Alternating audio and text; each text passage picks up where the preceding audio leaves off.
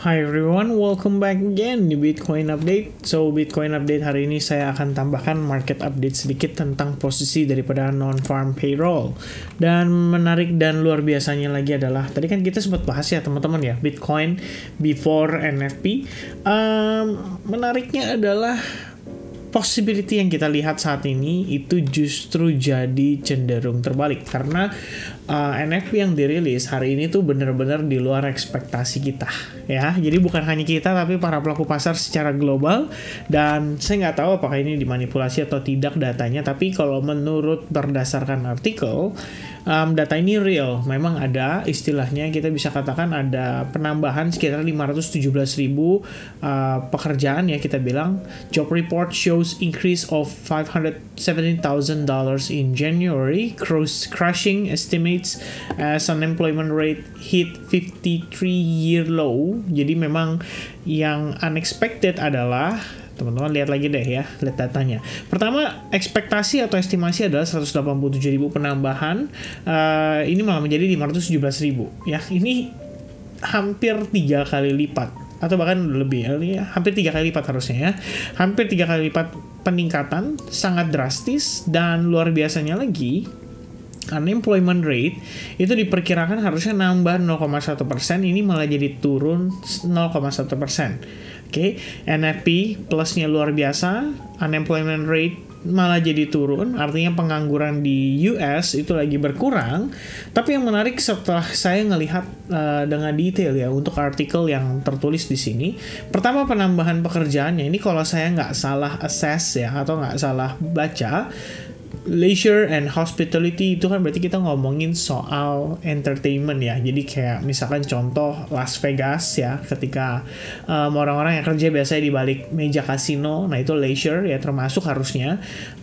Terus Disneyland ya kan, terus what else, Universal mungkin ya. Orang-orang pokoknya ini ya kerjanya mungkin di bidang entertain ya, istilahnya buat bikin orang happy gitu ya. Kalau leisure kan biasanya ditanyain tuh waktu kita lagi mau jalan-jalan ke luar negeri misalnya, tujuannya apa, leisure kah, bisnis kah. Leisure itu kan berarti kita yang mau have fun di negara dia, istilahnya kayak gitulah ya.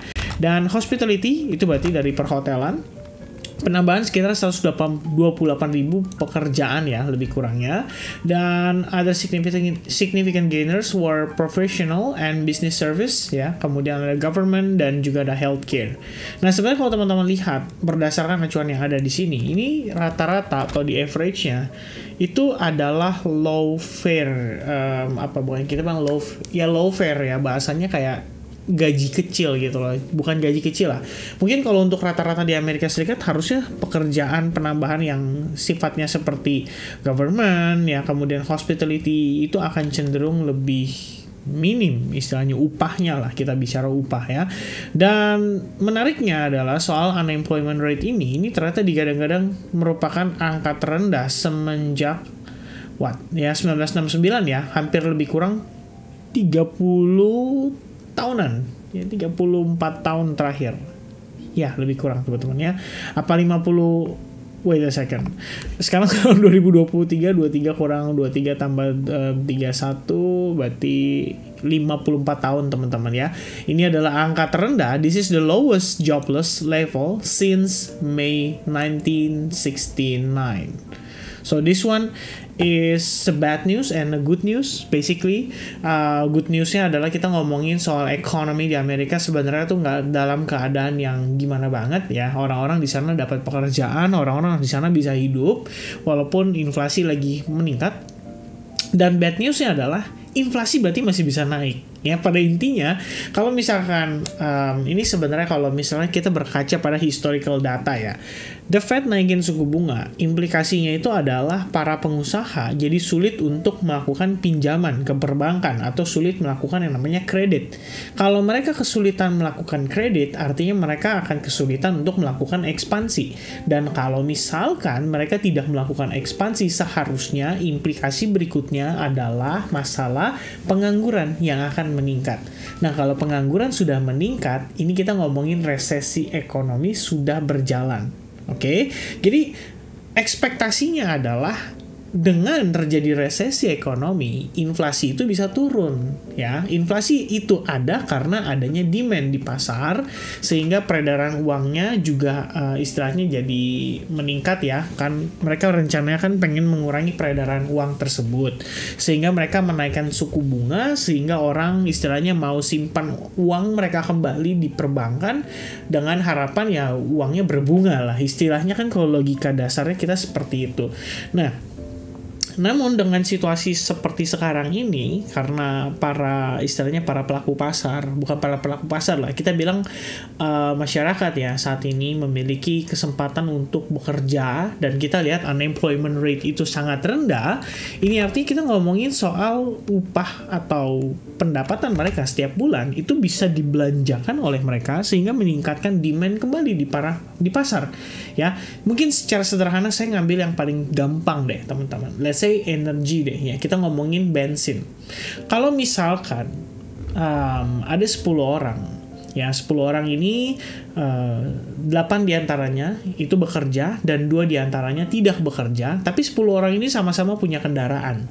Nah, dengan 2 orang yang tidak bekerja sehingga dia tidak mampu untuk membeli yang namanya bensin. Ini kalau kita pikiran logika sederhana, ya. Dia nggak siap untuk beli bensin karena terlalu banyak expense. Dia lebih concern, lebih fokus untuk makannya, dan memutuskan untuk menggunakan kendaraan publik, misalnya kendaraan umum, bus dan kereta misalkan.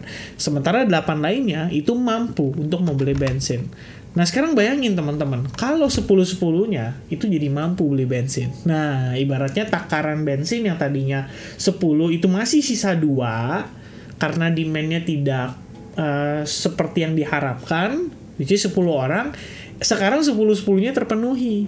Nah, bulan depannya nggak 10, tapi 15. Sementara supply-nya hanya ada 10. Nah, ini yang menjadi permasalahan saat ini. Dan ini yang menyebabkan inflasinya itu bisa berpotensi meningkat.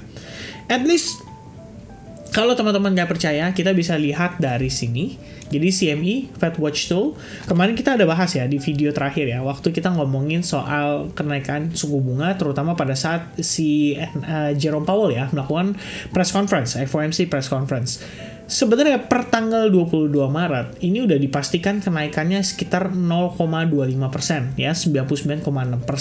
Dan yang menariknya adalah pada saat bulan Mei, seharusnya kita ngomongin nggak ada kenaikan. Ya, ini kita ngomongin sekitar minggu lalu, bukan minggu lalu lah, kita ngomongin pada saat FOMC press conference kemarin, berarti masih fresh. Saya nggak tahu teman-teman masih ingat atau enggak, tapi kemarin probabilitas untuk kenaikan suku bunga di bulan Maret ya, ini Maret ya, Mei teman-teman, di bulan Mei itu adalah 58,9%, tidak naik suku bunganya, dan kenaikan suku bunganya itu di angka 30%. Sekarang teman-teman, per detik ini, gara-gara kita dapat data tadi dari NFP, menunjukkan bahwa peningkatan ada sekitar 62,6%. Karena memang secara logika, kalau misalkan The Fed mengatakan ya bahwa saat ini kita labor market so far so good gitu ya, teman-teman bisa dapat pekerjaan. Walaupun kalau kita lihat nih, sebenarnya dari tech company itu ada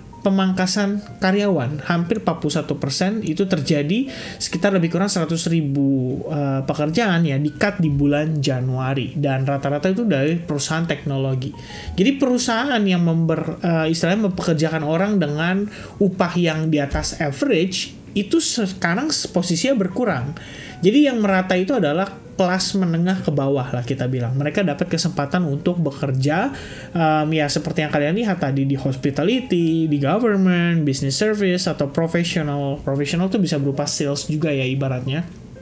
Dan ya menunjukkan situasi saat ini itu bisa dikatakan cukup oke lah untuk ekonomi. But once again, the bad news is ini memberikan kesempatan untuk the Fed lebih agresif dalam meningkatkan suku bunganya. Jadi kalau teman-teman lihat di sini, however, Chairman Jerome Powell in his post-meeting news conference noted that labor market remain extremely tight and is still out of balance. Jadi kalau bagi mereka ini nggak balance gitu ya. Today's report in echo of 2022 surprisingly resilient job market beating back recession fears. Ini kalau katanya si Daniel Chow, tapi kalau misalnya saya lihat di bawah ya di sini ada pernyataan bahwa para pelaku pasar itu sebenarnya percaya bahwa this year, ya, the Fed is hoping to engineer a soft landing for an economy that is pressured by inflation and geopolitical factors that held back growth in 2022. Most economists is still expect this year to see at least a shallow recession. Jadi kayak resesi tapi sifatnya tuh bukan yang kita ngomongin jangka panjang dan serem banget gitu ya, tapi resesi itu tetap akan terjadi lah ibaratnya, dalam tanda kutip ekonominya lagi agak menurun dulu ya, istilahnya kita mengharapkan ekonomi itu untuk ya diperlambat sebetulnya, dan itu yang diharapkan sama The Fed juga sebetulnya. Alright, so itu dia teman-teman ya untuk pembahasan seputar market update. Dengan posisi kali ini kita ngelihat ada perubahan yang lumayan signifikan, dan inilah yang menyebabkan kita bisa lihat hari ini Nasdaq kemudian S&P 500 semuanya tertekan kecuali dolar indeks. Dolar indeks kali ini udah mulai menanjak, bahkan dia kelihatannya akan reclaim 103 ya untuk indeksnya, dan ini adalah tertinggi sejak 18 Januari. Semenjak 12 Januari 2023. Jadi kayak pergerakan yang paling tertingginya so far dalam 3 mingguan terakhir. Oke? Nah, untuk Bitcoin sebenarnya kita juga sama, terkena dampak sama halnya kayak Nasdaq dan juga S&P 500. Kita kena rejection, dan sekarang kita lagi ngetes nih ke EMA 8. Seperti yang saya katakan di video sebelumnya, selama Bitcoin bisa bertahan di atas EMA 8, sebenarnya kita punya probabilitas untuk kembali nanjak ke level 25.200-an ya. 25.200 itu adalah top of the tail candle daripada 15 Agustus 2022. Meanwhile, kalau kita balik ke 24.400 aja, itu sebenarnya udah masuk ke dalam range atau territorial resistance yang terbentuk pada pergerakan bulan Agustus 2022 lalu. Dan so far, kalau saya bisa bilang sih istilahnya melihat daripada pergerakannya si Bitcoin sepanjang hari ini, itu sebenarnya masih memiliki probabilitas yang cukup tinggi untuk kita ngetes ke level tersebut. Kelihatannya dari mana? Pertama teman-teman, progres yang terjadi saat ini adalah progres yang cenderung korektif. Tadi kita udah sempat bahas di video sebelumnya, there's a possibility of ABC corrective pattern untuk wave 2, dan sekarang kita lihat harga Bitcoin pun bertahan di atas Fibo 61,8%. Yang artinya ini adalah golden ratio, dan seharusnya kalau misalkan Bitcoin memang mau menunjukkan kepada kita bahwa dia siap untuk rally kembali, what we need is an impulsive move break to the top of resistance sebelumnya ya, dari 15 minute chart. Dan kemudian di time frame 1 jam, berarti kita akan nge-retest terhadap level $24.000 pada time frame yang ya di hourly dan maybe 4 jam juga ya. Kalau kita lihat di time frame 4 jam juga, di sini kita lihat bahwa posisi Bitcoin sebenarnya udah berusaha break dari EMA 21-nya, tapi belum ada bear cross yang terjadi antara 8 ke 21. Jadi tergantung nih, nanti closing jam 7 dan 11 itu akan menentukan banget kalau menurut pandangan saya.